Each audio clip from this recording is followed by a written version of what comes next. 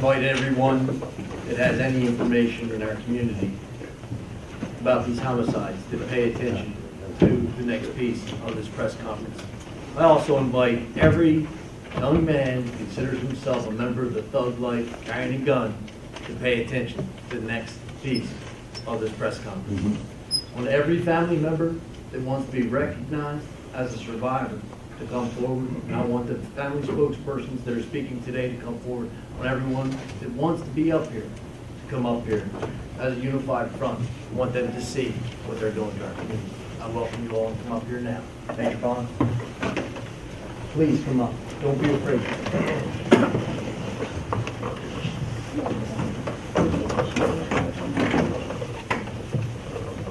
Anybody that saw someone that wants to be up here.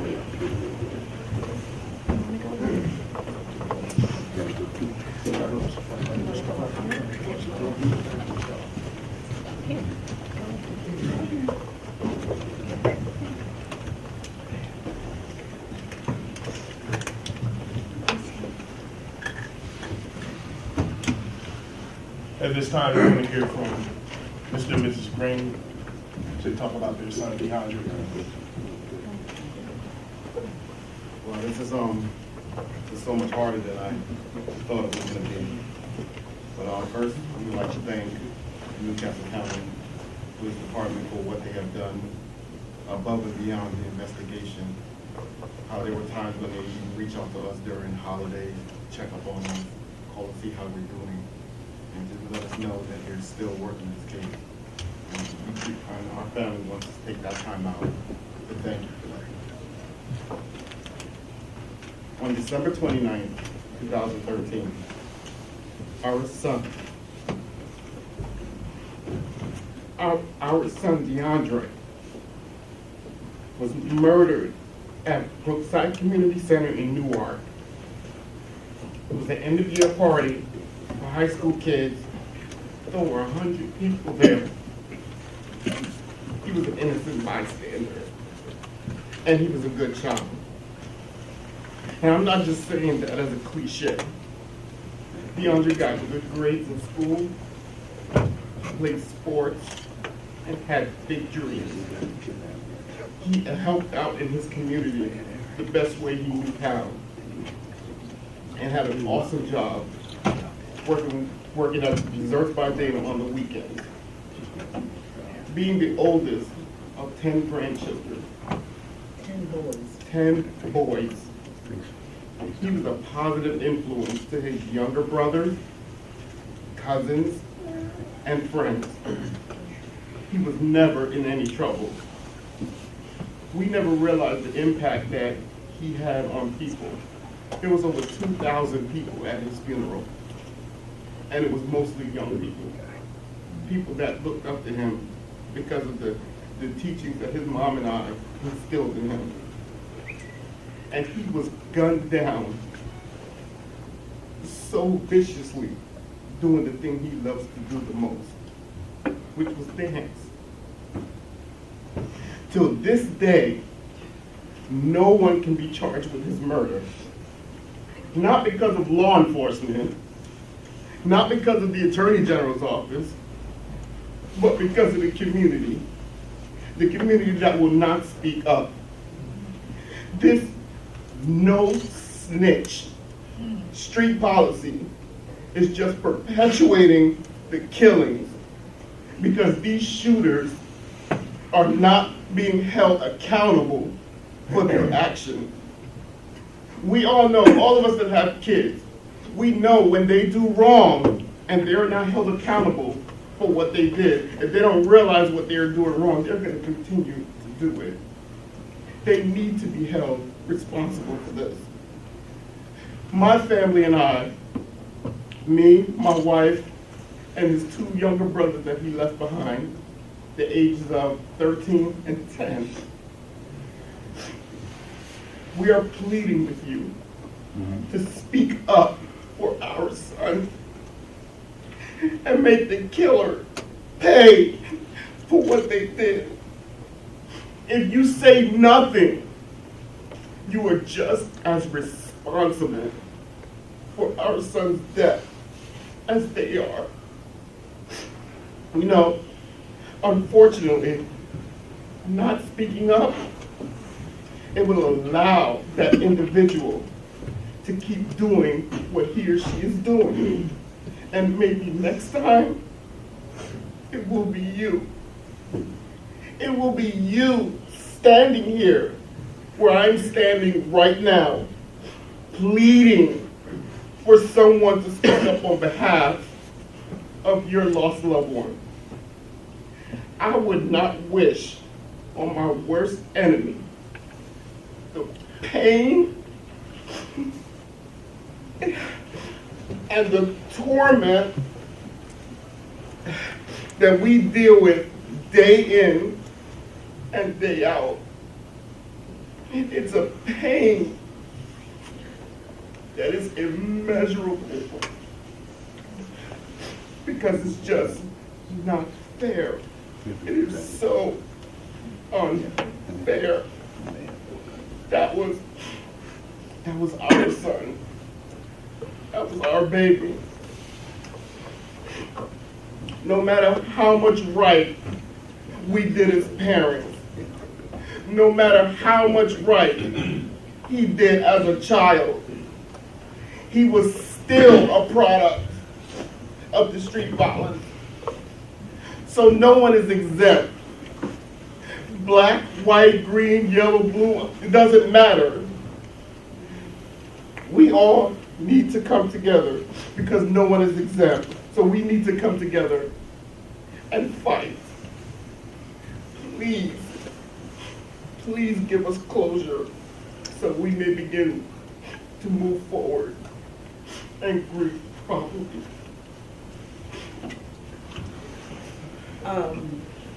I just want to say, this has been horrible for our family.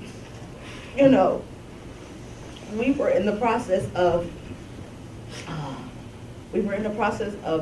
trying to bury my father because he had been diagnosed with prostate and bone cancer, and we were in the process of burying him. And when this happened with DeAndre, he just completely gave up. He was trying so hard to be there, to give guidance to DeAndre, because he was the oldest grandson, and telling him how proud he was and the responsibilities that he had for his younger cousin since he wouldn't be here. And he tried to give him so much guidance and wisdom. But when this happened to DeAndre, my father just gave up. He gave up. So DeAndre died 4 days after Christmas, and we buried him in January, and the following month, my father died. So we had back-to-back funerals, and it just has been horrible. Sleepless nights, kids waking up with nightmares. I haven't slept in over a year. I miss my baby so much. He just had so much to live for.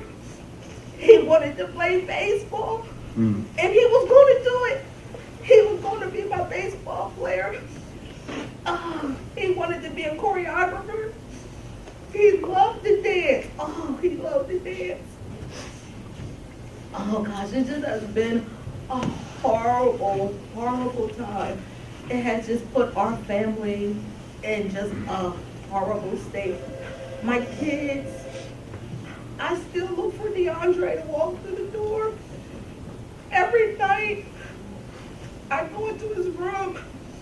I want to kiss him goodnight, but I can't. And his brothers look for him every day. They want to do so many things. They're trying to grow up. And they're like, they miss their brother so much. It just has been horrible. It's horrible. It's a shame. I don't want my baby back.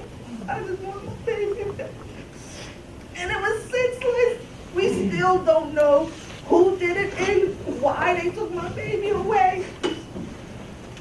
Just going to a party, everybody parties. He loved to dance. He loved to dance. And he was gonna do it. He was gonna be my star. He was gonna do it. So many talents. He taught himself how to play the piano. He choreographed a dance for his father's 40th birthday party 2 weeks prior. 2 weeks prior. It's horrible. Like he said, no sleep. No sleep whatsoever. Constantly worrying. I'm scared for my 2 boys. I'm scared for my 2 boys. They don't want to go out because they're afraid. They're afraid. They don't want to go out because they think if they go out, they're not going to come back. Their brother didn't come back. And that's what they say to me all the time. How can you protect us when you couldn't protect DeAndre? And that was out of our hands. We tried to protect him. But why punish a child when they're doing all the good things? You know, helping out. Not even long before, a couple weeks before he was killed, we had that snowstorm. My baby gets up. He gets up 7 o'clock in the morning. He comes back in the house and I'm like, DeAndre, all days, why don't you have your phone? He's like, Mom, I just wanted to go out and I just wanted to help. And he went out and he shoveled snow for the community because we have a lot of older people in our community. And he shoveled their driveways just because that was the heart that he had. He had a heart for people. He was the boy that every girl would go to when they were having troubles with their boyfriends. And DeAndre would assure them, if he's not going to treat you like a queen, then you don't need to be with him. That was my baby. That was his heart. And the fact that these cowards took him, I don't understand. And the fact that nobody is talking. It's been a year. A horrible, horrible year. And nobody is talking. How can over 100 kids be at a party and nobody see anything? But yet you can go to school and you can look at a person and say, oh, they got on fake Adidas. Oh, they got on fake Reebok. How can you have fake Adidas? He got more stripes than he's supposed to. But it's a shooting and don't nobody see anything? That makes no sense to me. No sense. This is horrible. Like my husband said, we wouldn't wish this on our worst enemy. It's horrible. You never get over this. People say time will heal. Not for me. Time is just making it harder. Every day I wish. I'm not going to be able to see my baby graduate. He would have been graduating from high school next year. He's not going to be able to go to prom. I'm not going to be able to see my baby getting married or have his own children. He was just robbed. He was robbed. At 16 years old, he was just starting his life.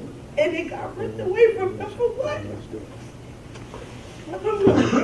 And it's just a shame because all the work that we've done, you know, I know sometimes kids can be rebellious, but at 16 years old, he was getting it. We felt like our work wasn't in vain. What we did for our children was finally getting it, and just when they got it, it was ripped away.